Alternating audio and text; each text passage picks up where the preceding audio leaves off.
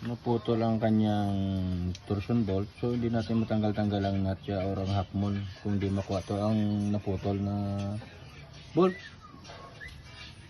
So need natin gawa ng paraan. Lagyan natin to ng nut at saka i-weld para makapihit tayo.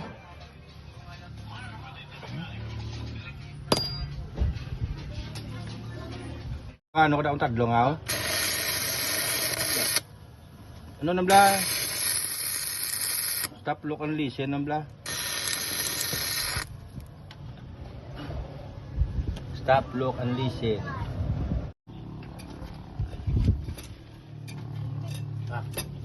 Tanan nga gawa para ano yun daw. Ito lang para makakah. Mapatikal pa sila bugay siya kung lumapalos.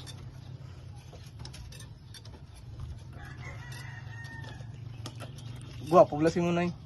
Thank you. Salamat kita.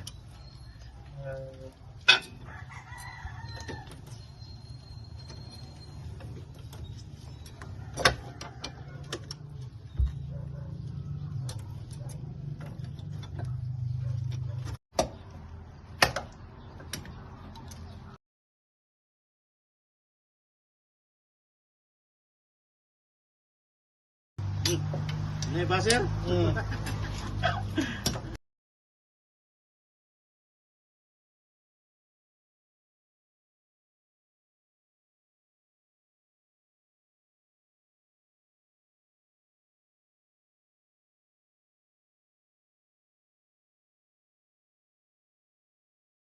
Balo.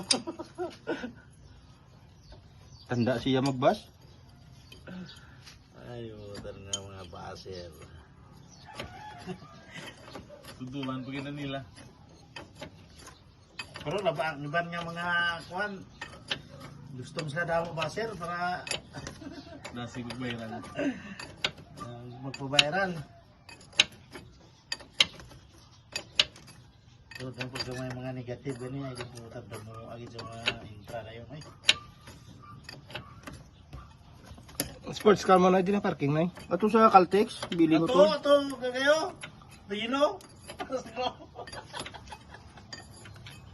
Hilom to color. Gani. Araw. Ah. Oh.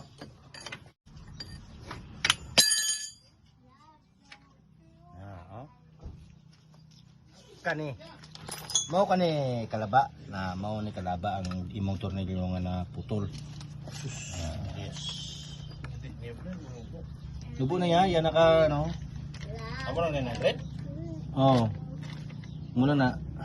Wala pa puro. Kare naman di sa sulod yung half moon. Oh. Yung half moon murag nut nga half moon kani. Kung dili ni makuha ang putol, kini na putol di man matangtang.